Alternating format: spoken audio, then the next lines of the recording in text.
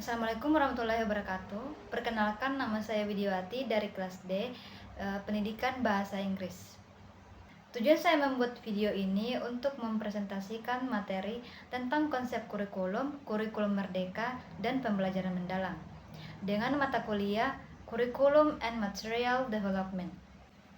Baik, di sini ada mind mapping yang telah saya buat dari konsep kurikulum. Yang pertama yaitu pengertian. Kurikulum adalah seperangkat rencana dan pengaturan yang mencakup tujuan, isi, bahan ajar, serta cara yang digunakan sebagai pedoman dalam penyelenggaraan kegiatan pembelajaran untuk mencapai tujuan pendidikan tertentu.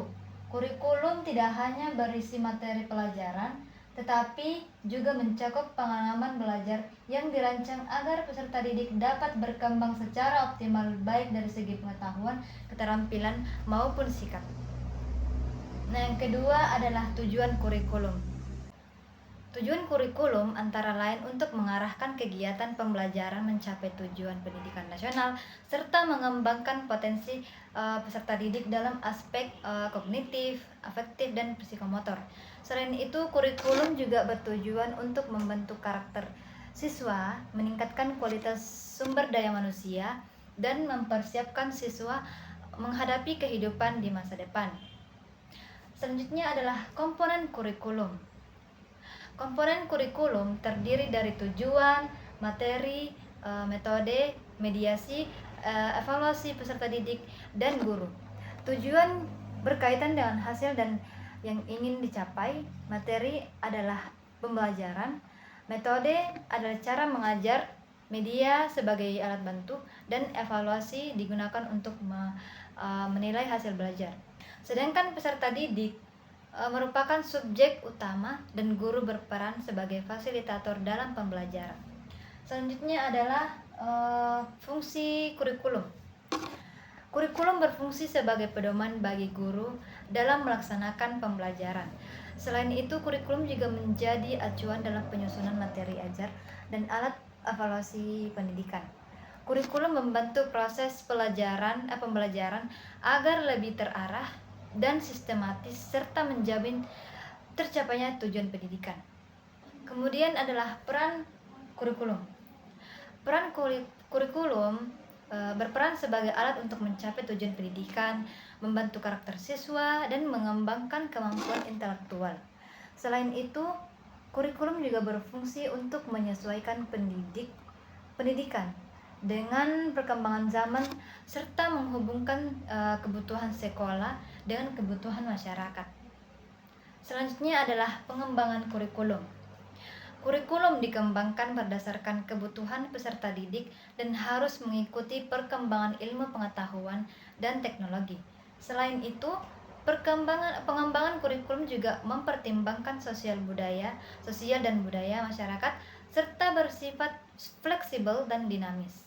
Dalam prosesnya, pengembangan kurikulum melibatkan berbagai pihak seperti guru, pemerintah, dan ahli pendidikan. Berikutnya adalah jenis-jenis kurikulum. Terdapat kurikulum formal yang ditetapkan secara resmi oleh pemerintah, kurikulum non-formal yang berada di luar sekolah, dan kurikulum informal yang berasal dari lingkungan keluarga dan masyarakat.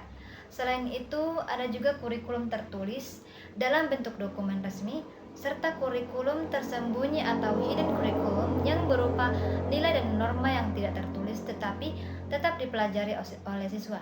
Selanjutnya adalah prinsip kurikulum. Prinsip-prinsip kurikulum meliputi relevansi, yaitu sesuai dengan kebutuhan peserta didik dan masyarakat. Fleksibilitas, yaitu dapat disesuaikan dengan kondisi. Kontinuitas, yaitu berkesinambungan antar jenjang pendidikan. Selain itu, terdapat juga prinsip efisiensi dalam penggunaan waktu dan sumber daya, serta efektivitas dalam mencapai tujuan pembelajaran. Baik, selanjutnya adalah kurikulum merdeka. Kurikulum merdeka adalah kurikulum yang memberikan kebebasan kepada satuan pendidikan dan guru dalam merancang pembelajaran sesuai dengan kebutuhan, minat, dan potensi peserta didik. Kurikulum ini menekankan pada pembelajaran yang fleksibel, berpusat pada siswa, serta berfokus pada penguatan kompetensi dan karakter. Dengan kata lain, dalam kurikulum merdeka, siswa tidak hanya dituntut untuk memahami materi, tetapi juga diharapkan dapat mengalami proses belajar yang bermakna, relevan dengan kehidupan sehari-hari. Selanjutnya adalah tujuan kurikulum merdeka. Tujuan utama dari kurikulum merdeka adalah untuk meningkatkan kualitas pembelajar, mengembangkan potensi dan bakat siswa, membentuk karakter sesuai nilai Pancasila, mendorong pembelajaran yang aktif dan mandiri, menyesuaikan pembelajaran dengan kebutuhan siswa, mengurangi tekanan akademik atau tidak hanya fokus nilai, mempersiapkan siswa menghadapi tantangan masa depan, serta mengembangkan kompetensi abad 21. Berikutnya adalah ciri-ciri kurikulum merdeka. Ciri utama dari kurikulum merdeka adalah pembelajaran yang berpusat pada peserta didik. Artinya, siswa menjadi subjek utama dalam proses belajar. Selain itu, pembelajaran dalam kurikulum merdeka bersifat fleksibel dan tidak kaku sehingga guru dapat menyesuaikan metode dengan kondisi kelas. Kurikulum ini juga menggunakan pembelajaran berbasis proyek atau project based learning yang bertujuan agar siswa dapat belajar melalui pengalaman langsung. Selain itu, kurikulum merdeka lebih fokus pada pengembangan kompetensi daripada sekedar menyelesaikan materi. Materi yang diberikan juga lebih esensial dan tidak terlalu padat. Ciri lainnya adalah adanya pembelajaran kontekstual, diferensiasi pembelajaran sesuai kemampuan siswa, serta penilaian yang lebih holistik. Selanjutnya adalah profil pelajar Pancasila. Profil pelajar Pancasila merupakan karakter dan kompetensi yang ingin dicapai oleh peserta didik dalam kurikulum merdeka. Terdapat 6 dimensi, yaitu beriman dan bertakwa kepada Tuhan Yang Maha Esa, serta berakhlak mulia, berkebinekaan global, gotong royong, mandiri, bernalar kritis, dan kreatif. Melalui profil ini diharapkan siswa tidak hanya cerdas secara akademik, tetapi juga memiliki karakter yang kuat dan mampu beradaptasi dalam kehidupan bermasyarakat. Berikutnya adalah struktur pembelajaran. Struktur pembelajaran terdiri dari kegiatan intrakurikuler, yaitu pembelajaran utama di kelas, serta kegiatan proyek penguatan profil pelajar Pancasila atau yang biasa disebut P5. Selain itu, terdapat juga kegiatan kokurikuler dan ekstrakurikuler yang mendukung pengembangan siswa. Dalam kurikulum merdeka, alokasi waktu pembelajaran lebih fleksibel dan tidak terlalu terikat pada jam pelajaran yang kaku. Pembelajaran juga dapat dilakukan secara lintas mata pelajaran dan berbasis tema atau proyek sehingga lebih menarik dan bermakna bagi siswa. Dan selanjutnya adalah keunggulan dalam kurikulum merdeka. Salah satu keunggulan utama adalah fleksibilitasnya yang lebih tinggi dibandingkan kurikulum sebelumnya. Kurikulum ini juga lebih sesuai dengan kebutuhan siswa karena memberikan ruang bagi guru untuk menyesuaikan pembelajaran. Selain itu, kurikulum merdeka mendorong kreativitas dan inovasi serta mengurangi beban materi yang terlalu banyak. Kurikulum ini juga membantu siswa memahami konsep secara lebih mendalam dan tidak hanya sekedar menghafal. Selain itu, kurikulum merdeka juga menekankan pada pengembangan karakter serta memberikan ruang bagi siswa untuk mengeksplorasi potensi dirinya. Selanjutnya adalah peran guru. Dalam kurikulum merdeka, guru berperan sebagai fasilitator pembelajaran, bukan lagi sebagai satu-satunya sumber pengetahuan.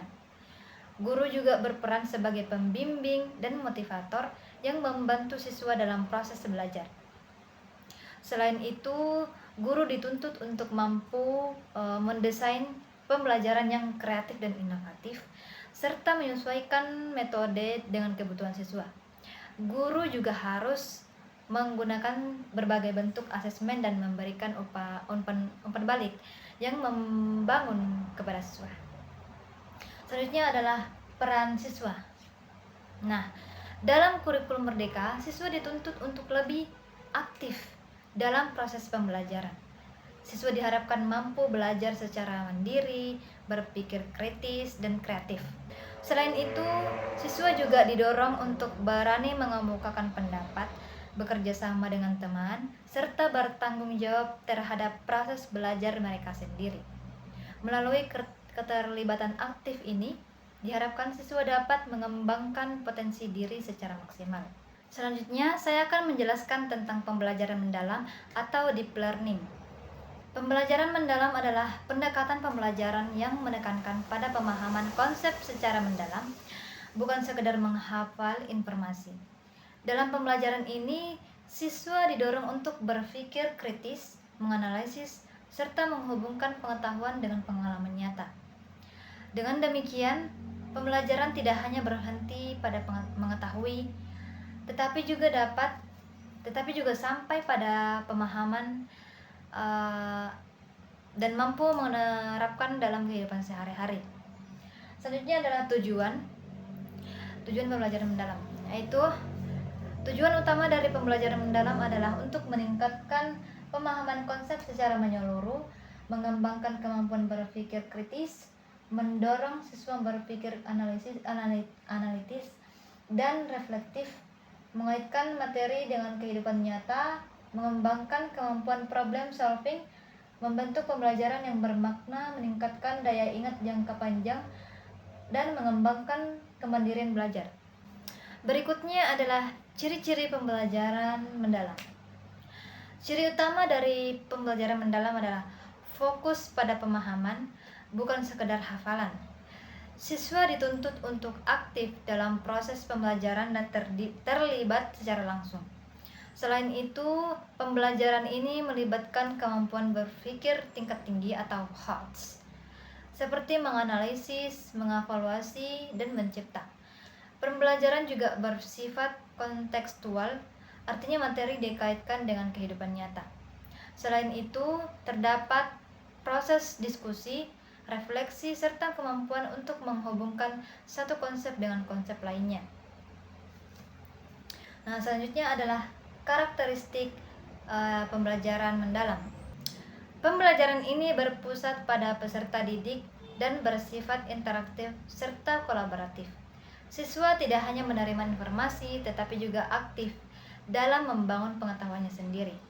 Selain itu, pembelajaran mendalam menggunakan berbagai sumber belajar dan bersifat fleksibel serta adaptif.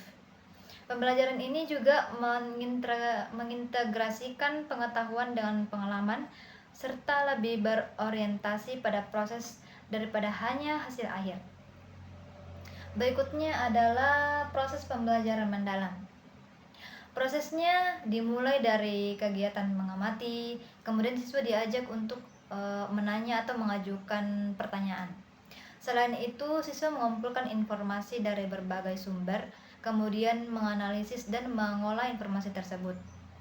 Selanjutnya, siswa menarik kesimpulan melalui refleksi terhadap pembelajaran dan akhirnya menerapkan pengetahuan yang diperoleh dalam konteks kehidupan nyata. Proses ini menunjukkan bahwa pembelajaran mendalam bersifat aktif dan berkelanjutan. Selanjutnya adalah strategi atau metode. Beberapa metode yang dapat digunakan dalam pembelajaran mendalam ini antara lain problem based learning, project based learning, inquiry based learning, diskusi kelompok, studi kasus, pembelajaran kontekstual, dan pembelajaran kolaboratif juga sangat mendukung. Proses ini bertujuan agar siswa tidak hanya menerima materi, tetapi juga mengalami langsung proses pembelajaran dan membangun pemahaman mereka sendiri. Selanjutnya adalah peran guru. Dalam pembelajaran mendalam, Guru berperan sebagai fasilitator yang membantu siswa dalam proses pembelajaran. Guru juga membimbing proses berpikir siswa, mendorong diskusi, serta memberikan pertanyaan-pertanyaan yang dapat memancing pemikiran kritis. Selain itu, guru juga harus mampu merancang pembelajaran yang bermakna serta memberikan umpan balik yang membangun kepada siswa. Selanjutnya adalah peran siswa. Dalam pembelajaran mendalam, siswa dituntut untuk aktif dalam proses pembelajaran. Siswa juga diharapkan mampu berpikir kritis, mengajukan pertanyaan, serta mengeksplorasi pengetahuan secara mandiri. Selain itu, siswa juga mampu bekerja sama dengan teman, merefleksikan pembelajaran, serta menerapkan pengetahuan dalam kehidupan sehari-hari. Selanjutnya adalah keunggulan. Pembelajaran ini memungkinkan siswa untuk memiliki pemahaman yang lebih mendalam dan tidak mudah lupa. Selain itu, pembelajaran mendalam juga meningkatkan kemampuan berpikir tingkat tinggi, membuat pembelajaran lebih relevan dengan kehidupan nyata, serta meningkatkan keaktifan siswa. Nah, pembelajaran ini juga dapat mengembangkan kreativitas dan menciptakan pengalaman belajar yang lebih bermakna. Nah, yang terakhir adalah tantangan dalam pembelajaran mendalam, yaitu salah satu tantangannya adalah membutuhkan waktu yang lebih lama dibandingkan pembelajaran biasanya. Selain itu, tidak semua siswa langsung aktif, sehingga guru perlu strategi khusus. Guru juga dituntut untuk lebih kreatif dan memiliki perencanaan yang matang. Selain itu, proses penilaian dalam pembelajaran mendalam juga lebih kompleks dan membutuhkan dukungan yang dari lingkungan belajar. Berdasarkan penjelasan yang telah saya sampaikan, dapat disimpulkan bahwa kurikulum merupakan dasar utama dalam penyelenggaraan pendidikan yang berfungsi sebagai pedoman dalam proses pembelajaran. Kurikulum mencakup berbagai aspek penting seperti tujuan, materi, metode, dan evaluasi yang saling berkaitan untuk mencapai tujuan pendidikan. Kurikulum Merdeka hadir sebagai bentuk pengembangan kurikulum yang lebih fleksibel dan berpusat pada peserta didik dengan menekankan pada pengembangan kompetensi dan karakter melalui pembelajaran yang bermakna. Kurikulum ini memberikan kebebasan bagi guru dan siswa untuk berinovasi serta menyesuaikan proses pembelajaran dengan kebutuhan dan potensi masing-masing. Sementara itu, pembelajaran mendalam merupakan pendekatan yang mendukung pelaksanaan kurikulum Merdeka karena menekankan pada pemahaman konsep secara menyeluruh, berpikir kritis, serta keterkaitan dengan kehidupan nyata. Dengan demikian, ketiga konsep ini saling berkaitan dan saling mendukung dalam menciptakan proses pembelajaran yang lebih efektif, bermakna, dan relevan dengan perkembangan zaman, sehingga dapat membantu peserta didik berkembang secara optimal, baik dari segi pengetahuan, keterampilan, maupun karakter. Baik, itulah tadi presentasi saya dari ketiga materi, yaitu konsep kurikulum, kurikulum Merdeka, dan pembelajaran mendalam atau deep learning. Mohon maaf jika ada kesalahan dalam penjelasan yang telah saya sampaikan, dan saya akhiri dengan ucapan wassalamualaikum warahmatullahi wabarakatuh.